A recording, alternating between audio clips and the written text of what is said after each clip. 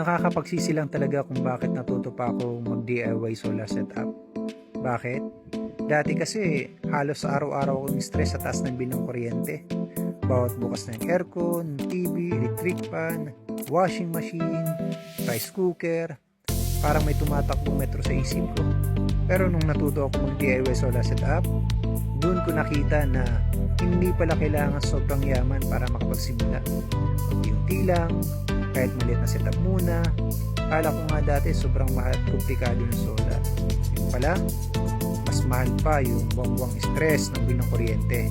Kaya simula nung nakapag solar setup ako, ngayon, mas mababa na bill ng kuryente, may kuryente kahit brownout, mas kampante gumamit ng appliances. Higit sa lahat, iba yung peace of mind na alam mong may sarili kang source ng kuryente. Ngayon ko nga lang na-realize kung gaano kalaki ang natitipid sana namin kung mas maaga ko itong nagawa. Kaya kung may pinagsisisihan man ako, yun ay kung bakit ngayon ko lang ito simulan.